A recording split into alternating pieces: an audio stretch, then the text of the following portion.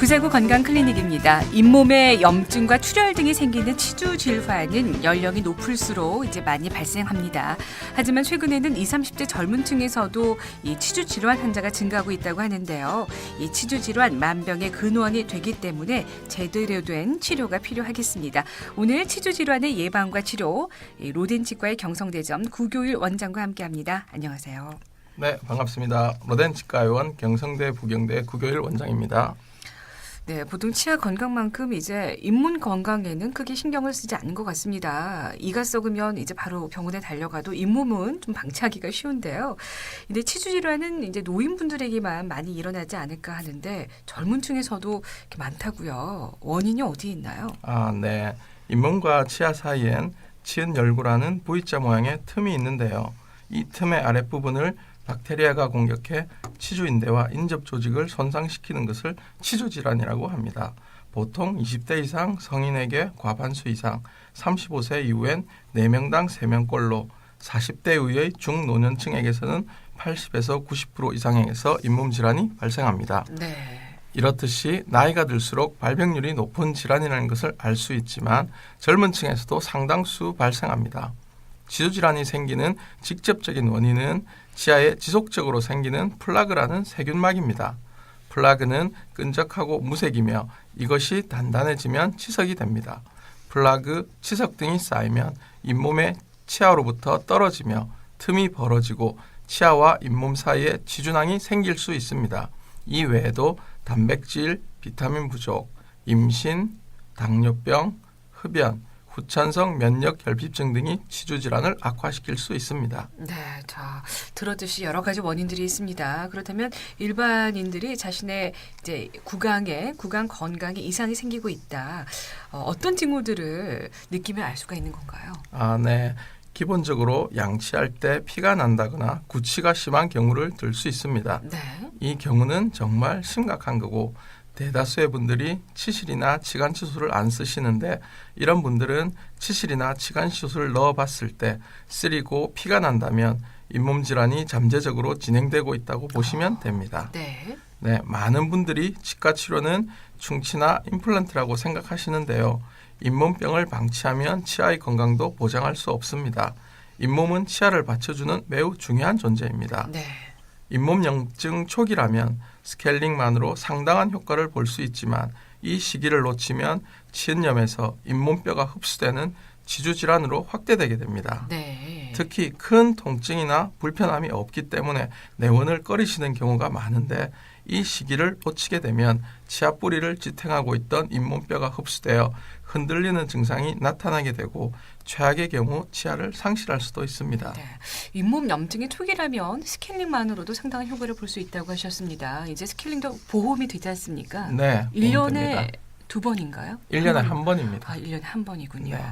그렇다면 스케일링은 간격을 어느 정도 해서 받는 게 잇몸 건강에 최적인가요? 보통 환자마다 다른데 안 좋은 사람들은 3개월에서 6개월, 네. 양치질이 잘 되는 사람은 1년에 한 번 정도 받으시면 그렇군요. 됩니다. 보험이 되니까 여러분들 꼭 이 서비스 받아보시기 바라고요. 치아가 흔들릴 경우에는 이제 당장 뽑아버리는 것과 치료를 하면서 이제 이 일을 살리는 이 두 가지 경우가 있는데 어느 것이 경우에 따라 다르겠지만 효과적인지 궁금합니다. 네. 발치 시기와 관련해서는 의사들마다 의견이 달라 환자들이 혼란을 겪는 경우가 상당히 많습니다. 네. 가급적 치아를 보존하는 것이 원칙이지만 너무 오래 방치하면 오히려 잇몸뼈가 더 많이 내려앉는 등의 문제가 생길 수 있습니다. 네. 잇몸병은 통증 없이 서서히 진행되므로 심각한 지형이 되기 전까지 대부분 무시하는 경우가 많습니다.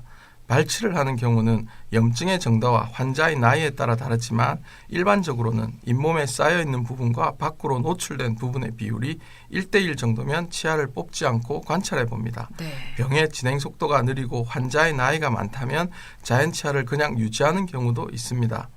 그러나 잇몸에 덮여있는 부위가 더 큰 경우에도 치아를 앞뒤로 흔들었을 때 네. 1mm 이상 움직이면 뽑는 것이 좋습니다. 그렇군요. 네, 가장 중요한 것은 엑스레이 상에서 뼈 상태를 반드시 확인하고 임상적으로 치아의 흔들리는 정도를 평가하는 것입니다. 네, 앞서서도 이제 치주 질환이 만병의 근원이라는 말씀을 드렸습니다. 제대로 된 정확한 치료가 필요하겠는데요. 치주 질환은 그렇다면 어떻게 치료가 가능한가요? 네. 치주 질환의 초기 단계에서는 스케일링 등으로 간단히 치료할 수 있지만 염증이 악화되어 치주염으로 진행되었다면 정도에 따라 잇몸 치료를 행해야 합니다. 마취를 해서 좀 더 심부 조직의 치석이나 염증을 제거하는 치은연화 소파술과 잇몸을 절개하여 치석, 염증뿐 아니라 치조골의 염증까지 제거해주는 치은 박리 소파술 등의 치료로 이어질 수 있습니다. 그렇다면 치주 질환 치료 후에는 또 관리도 참 중요할 것 같은데요. 어떤 점을 주의해야 될까요? 네, 계속해서 말씀해 주신다면요. 네. 관리는 치주 치료가 끝나면 네. 조금씩 피가 흐르거나 부을 수 있고 네. 이런 증상은 일반적이기 때문에 걱정하지 않으셔도 됩니다. 그렇군요. 일단 치료 후에는 나오는 피나 침은 무조건 삼켜주셔야 하고요. 또한 수술 당일 수술 부위에는 얼음찜질을 하시고 휴식을 취해 주셔야 합니다. 아니 피가 나오거나 침이 나오면 뱉지 않고 삼키라고. 네, 삼켜야 됩니다. 뱉게 되면 피가 멈추지 않고 계속 흐르게 될 수 있거든요. 약간 압력이 생기는군요. 네, 맞습니다. 네네. 그리고요. 네, 그리고 처방받은 약은 의사 처방에 따라 반드시 복용하셔야 하고요. 네. 뜨거운 음식은 피하거나 식혀서 드시고 부드러운 음식을 섭취하시면 됩니다. 뜨거운 음식을 피하라고 하셨는데 그렇다면 반대로 차가운 음식도 피해야 될 것 같은데 어떻습니까? 차가운 거는 괜찮습니다. 처음 그렇군요. 첫날은 부어 있기 때문에 오히려 얼음찜질 같은 네, 것이 필요하니까요. 그런 것이 도움이 됩니다. 네, 그리고요. 네, 그리고 술, 담배 등 자극적인 것들은 피해 주시고 네. 구강 세척제로 입안을 자주 헹궈 주시고 네.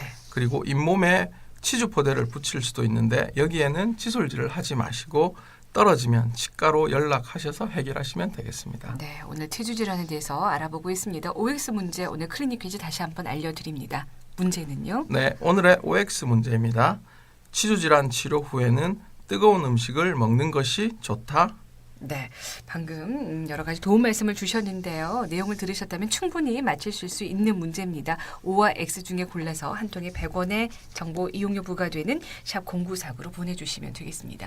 2222 애청자께서요. 진작에 지금 궁금한 점을 올려주셨는데요.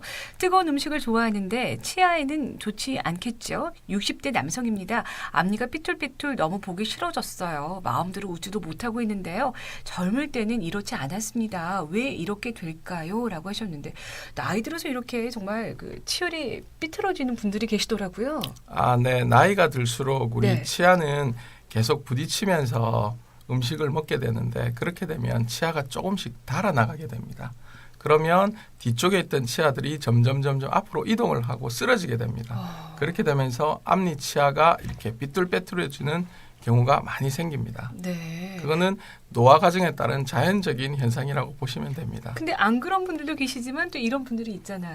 네, 그런 분들은 이제 그 턱관절과 그 교합 관계가 조금 안 좋으신 분들, 쉽게 얘기하면 부정교합이라고 부르시는 분들 있죠. 그런 네. 분들은 빨리 안 좋아지시고, 그러니까 교합이 좋으신 분들은 자기 치아를 가지고 오랫동안 쓸 수 있습니다. 그런데 이렇게 나이가 이제 있으시니까요. 그 교정을 하기도 참 애매하고요. 어떻게 하는 게 좋을까요? 그거는 일단은 정확한 진단을 받아봐야만 알 수 있기 때문에 어떻게 바로 하는 게 좋겠다 말씀을 드리긴 어렵고 네. 가장 기본적인 것은 치과에 오셔서 스케일링 받는 것과 집에서 꼼꼼하게 양치질 하는 것이 가장 중요합니다. 그렇군요. 사진을 찍어 보내주셨는데요. 네. 도움이 되셨는지 모르겠습니다. 5152 애청자께서도 질문 올려주셨는데요. 60대 후반입니다. 아래 왼쪽 어금니 가운데 부분이 많이 마모가 돼서 음식을 씹을 때나 차고 뜨거운 물을 마실 때 통증과 시린 현상이 있습니다. 라고 하셨네요. 네. 이렇게 나이가 들면 잇몸과 치아 사이 쪽으로 많이 패여서 시린 증상을 호소하시는 분들이 많은데요. 이거는 치과 가셔서 간단하게 때우는 치료를 하시면 해결될 수 있겠습니다. 네, 간단한 치료라고 하니까요. 고생하지 마시고요. 방문해 보시길 바랍니다. 앞서서 이제 치주 질환이 젊은 층에서도 많이 생긴다고 했습니다. 그렇다면 혹시 어린 아이들도 잇몸 질환이 있을 수 있을까요? 네. 흔치는 않지만 어린이에게도 잇몸 질환이 발생합니다. 어린이의 잇몸 질환이 계속 진행되면 장차 성인이 된 후에 치주 조직을 위태롭게 할 수 있습니다. 네. 어린이에서 생기는 잇몸 질환의 원인으로는 부족한 구강위생 관리, 치석 및 치태, 음식물의 저류, 외상, 부정교합, 구호흡 등의 국소적 원인과 호르몬 등의 변화, 영양소의 결핍 및 다운 증후군 등의 정신적 원인이 있습니다. 하지만 치주 질환은 수년에 걸쳐 진행되는 질환이고 자각 증상이 적기 때문에 발견이 어려울 뿐 아니라 발견되더라도 초기 증상이 대부분이라 어린이의 잇몸 질환을 알아채지 못한 채 지나치기 쉽습니다. 네. 어린이의 구강위생 관리를 철저히 하고 야채, 과일 등의 섬유성 음식을 자주 섭취하게 하며 정기적으로 치과 검진을 실시하는 것이 중요합니다.